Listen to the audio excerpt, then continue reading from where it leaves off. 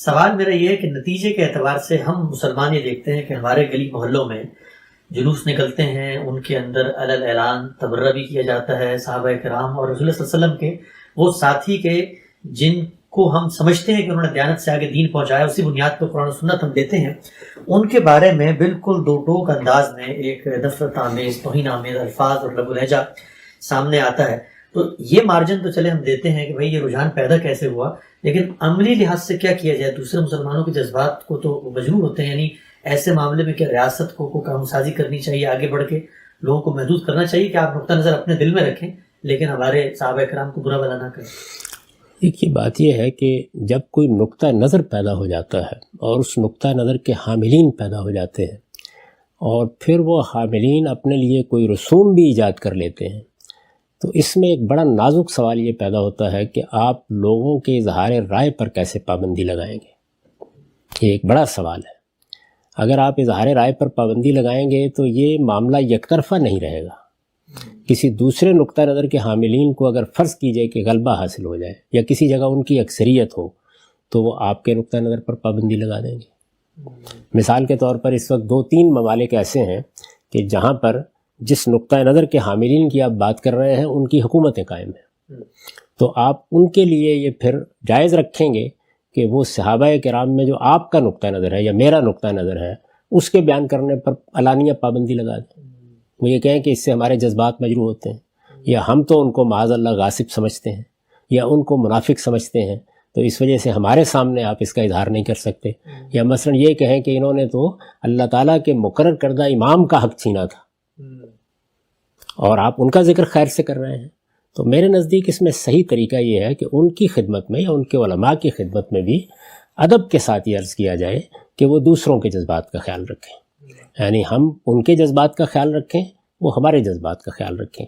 تو اخلاقی سطح پر یہ اپیل کرنا، علماء کی سطح پر اس کو فروغ دینا، یا لوگوں سے یہ تقاضا کرنا کہ وہ اپنے لب و لہجے کو بہتر رکھیں، اپنے اختلاف کے اظہار کے طریقے اچھے اپنائیں، یہ تو ٹھیک ہے بالکل، لیکن قانون کی سطح پر جب بھی آپ کارروائی کریں گے تو وہ ایک مذہبی معاملات میں مداخلت قرار پا جائے گی۔ اس لیے اس سے اجتناب کرنا چاہیے، کیونکہ یہ کبھی بھی یک طرفہ نہیں رہتی، یہ دو طرفہ ہو جاتی ہے۔ البتہ چند چیزیں ایسی ہیں کہ جو ہمیں ہر حال میں واضح کرتے رہنا چاہیے۔ دیکھیے، میرا تو اس میں ذوق یہ ہے کہ روایتیں کیا کہتی ہیں، تاریخ کیا کہتی ہے، وہ بات کا مسئلہ ہے۔ جن چیزوں کو اللہ کی کتاب قرآن مجید نے متعین کر دیا ہے ان میں تو کوئی کمپرومائز ہو نہیں سکتا، تو ہم کیا کریں گے؟ ہم وہ بات جواب میں اللہ کی کتاب کی روشنی میں بیان کریں گے۔ ابھی میں نے آپ کو جواب دیا کہ اللہ کی کتاب حکم ہے، وہ فیصلہ سنائے گی۔ یہ میں نہیں کہہ رہا کہ میں جو قرآن مجید سے بات سمجھا ہوں اس کو ضرور آپ قبول کر لیں، لیکن مجھے وہ بات پورے زور کے ساتھ اللہ کی کتاب کی روشنی میں بیان کرنی چاہیے۔ لوگوں کو دعوت دینی چاہیے کہ وہ بھی تاریخی معاملات میں جہاں قرآن مجید نے کوئی بات کہہ دی ہے اس کی روشنی میں فیصلہ کریں۔ قرآن مجید نے چند چیزیں بالکل واضح کر دی ہیں۔ ایک یہ بتا دیا ہے کہ اہل بیت کون ہے، صاف صاف طریقے سے سورہ احزاب میں یہ بات واضح ہو گئی ہے کہ ازواج نبی کو قرآن مجید اہل بیت کہہ رہا ہے۔ اس میں کسی دوسری تعویل کی کوئی گنجائش نہیں ہے۔ جن لوگوں نے آیہ تطہیر میں مذکر کے صیغوں سے استدلال کیا ہے، بہت معذرت کے ساتھ یہ صاف معلوم ہوتا ہے کہ وہ عربی زبان سے واقف نہیں ہے۔ عربی زبان میں جو اسالیب ہیں وہ قرآن مجید میں بھی موجود ہیں اور عربی زبان کے علماء بھی اس کو جانتے ہیں، تو بالکل واضح ہے۔ کسی سادہ طریقے سے ترجمے کو اگر آپ پڑھ لیں تو اس سے بھی یہ معلوم ہو جاتا ہے۔ لہٰذا یہ بحث بھی قرآن مجید کی روشنی میں فیصلہ کن ہوگی۔ دوسری چیز کیا ہے؟ دوسری چیز یہ ہے کہ رسالت مآب صلی اللہ علیہ وسلم پر جو لوگ ایمان لائے ان میں سے مہاجرین و انصار، قرآن نے بالکل اسی تعارف کے ساتھ ذکر کیا ہے جگہ جگہ ان کا۔ یہ وہ لوگ ہیں کہ جو رسول اللہ صلی اللہ علیہ وسلم کی ملازمت میں رہے، آپ کی خدمت کرتے رہے، بدر و احد میں شریک ہوئے، اس کے بعد بیعت رضوان کے موقع کے اوپر حضور صلی اللہ علیہ وسلم کے ساتھ کھڑے ہوئے، یہ آپ کے صحابہ ہیں۔ ان سے متعلق قرآن مجید کی شہادت یہ ہے کہ کنتم خیر امۃ اخرجت للناس، یعنی یہ گویا خدا کی طرف سے فرمان ہے جس کی بنیاد اس پر رکھی گئی ہے کہ میں نے لوگوں پر دین کی شہادت کے لیے تمہیں نکالا، اس لیے ہے کہ تم خیر امت ہو۔ تو وہ خیر امت ہے۔ خیر امت ہونے کا مطلب یہ نہیں ہے کہ ان میں سے کسی سے کوئی غلطی نہیں ہو سکتی یا کسی سے کوئی گناہ نہیں ہو سکتا، نہیں، اس کا مطلب یہ ہے کہ ان کا دین خالص ہے، وہ پورے اخلاص کے ساتھ رسالت مآب صلی اللہ علیہ وسلم پر ایمان لائے ہیں۔ بصیرت مجموعی ان کی سبیل ہی سبیل المومنین ہے، اور انہی کے ذریعے سے یہ دین ہم کو منتقل ہوا ہے۔ اسی کو سامنے رکھ کر ہمارے ہاں محدثین نے یہ اصول قائم کیا ہے کہ الصحابہ تو کلہم عدول، یعنی اس کا مطلب بھی یہ نہیں ہے کہ صحابہ سے کوئی غلطی نہیں ہوتی، اس کا مطلب یہ ہے کہ وہ رسول اللہ صلی اللہ علیہ وسلم کی نسبت سے کبھی جھوٹ نہیں بولتے۔ تو ان کا استقراء یہ کہتا ہے، قرآن کی نص یہ کہتی ہے۔ پھر مزید قرآن مجید نے واضح کر دیا کہ نبوت ختم کر کے ہم نے یہ ذمہ داری دین پہنچانے کی کن کو دی ہے؟ انہی کو دی ہے۔ یہ بیان کیا ہے نا، تکونوا شہداء علی الناس ویکون الرسول علیکم شہیدا۔ اگر وہ دین کے معاملے میں خیر امت نہیں رہے تو پھر اس کے بعد تو لازم ہو جائے گا کہ نئی نبوت آئے۔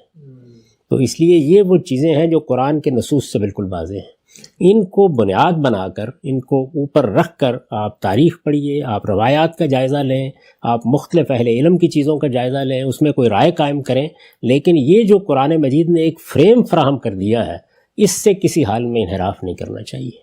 تو ہمیں یہ دعوت دینی چاہیے ہر ایک کو، یعنی وہ اہل سنت ہوں، وہ اہل تشیع ہوں، وہ حنفی ہوں، شافعی ہوں، مالکی ہوں، جو بھی نقطہ نظر رکھتے ہوں ان کو اپنا نقطہ نظر رکھنے، اس کا اظہار کرنے کا حق ہے، لیکن اپنے نقطہ نظر کو کسی دوسرے پر مسلط نہیں کرنا چاہیے۔ دعوت کے انداز میں، علم کے انداز میں یہ حقائق بیان کرنے چاہیے۔ جس طرح یہ بات طے ہے کہ رسالت مآب صلی اللہ علیہ وسلم کے بارے میں قرآن کی شہادت یہ ہے کہ انک لعلی خلق عظیم، آپ اخلاق عالیہ کی عظمت کے آخری مقام پر فائز ہیں، یہ بیان کر دیا۔ تو اب کوئی روایت، کوئی تاریخی واقعہ جو رسالت مآب صلی اللہ علیہ وسلم کی سیرت، آپ کے اخلاق یا اپنے کردار کو مجروح کرتا ہو، وہ نہیں قبول کیا جا سکتا۔ اسی طرح سے یہ جو قرآن مجید کے نصوص ہیں جو میں نے بتا دیے آپ کو کہ کنتم خیر امت اخرجت للناس، یہ لتکونوا شہداء علی الناس، یہ کہ محمد الرسول اللہ والذین معہ، یہ سب چیزیں یہ بتا رہی ہیں کہ صحابہ کرام کے معاملے میں خیر امت کی شہادت یہ اللہ کی شہادت ہے۔ اب اس کی روشنی میں دیکھا جائے گا، رسالت مآب صلی اللہ علیہ وسلم اخلاق عالیہ کی آخری عظمت پر فائز ہے، یہ قرآن کی شہادت ہے۔ تو ہم حضور کی سیرت کے بارے میں بھی جس طرح اس کو ایک معیار مانتے ہیں، صحابہ کے معاملے میں بھی اس کو ایک معیار مانتے ہیں، لیکن کیا یہ ضروری ہے کہ لوگ میری یہ بات قبول کر لیں؟ وہ اس کے بارے میں اپنی رائے رکھیں گے، اس کو بیان کریں گے، ان کا یہ حق ماننا پڑے گا دنیا میں۔ ہمیں بس اپنی بات استدلال کے ساتھ کہنی ہے۔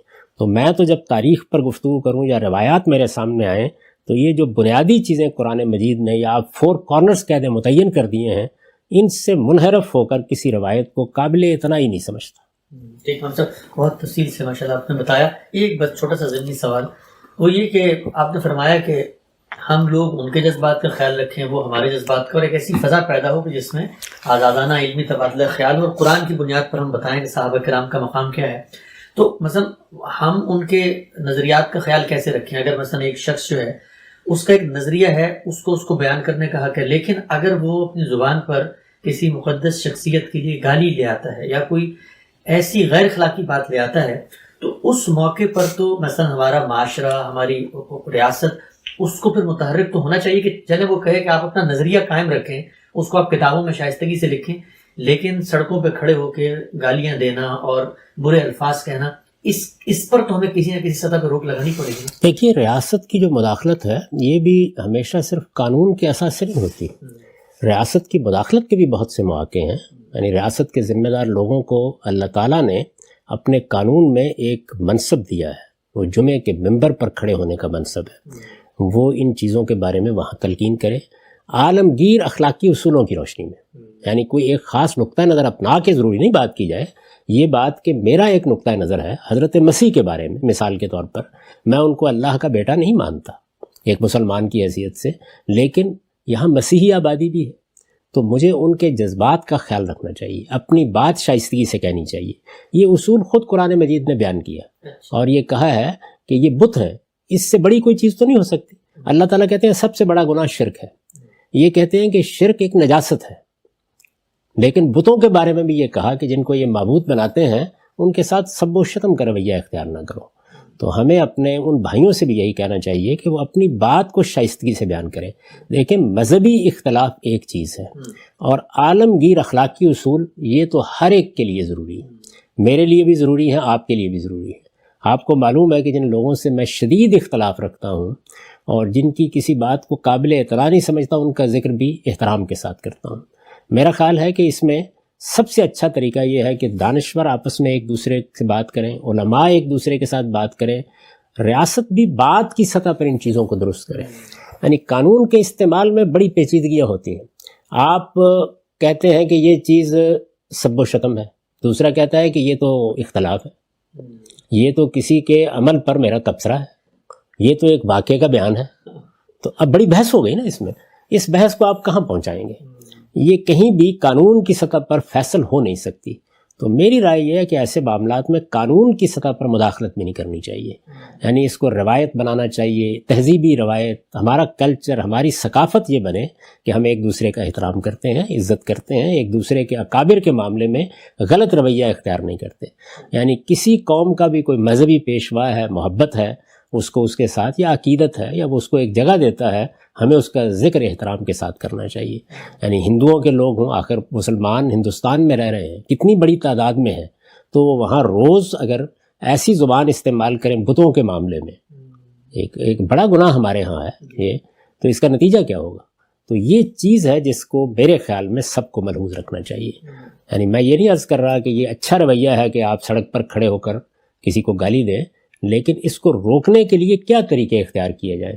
تو میرے نزدیک اس کے لیے دعوت اور اصلاح، اور میں آپ سے عرض کرتا ہوں کہ ہر طبقہ فکر میں ایسے اہل علم موجود ہوتے ہیں کہ اگر آپ ان سے بات کریں تو وہ اس اخلاقی اصول کو مانتے ہیں کہ ہمیں دوسروں کے جذبات احساسات کا خیال رکھنا چاہیے.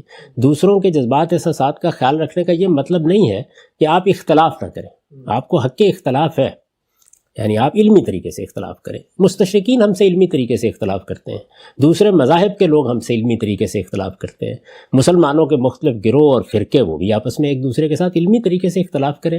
نہ کسی کے خلاف فتوی بازی کی جائے، نہ تکفیر اور تفسیق اور تضلیل کے فیصلے سنائے جائیں، بلکہ باتوں کے بارے میں یہ بتایا جائے کہ یہ چیز صحیح نہیں ہے، یہ چیز شرک ہے، یہ چیز کفر ہے، بس اس حد تک محدود رہا جائے.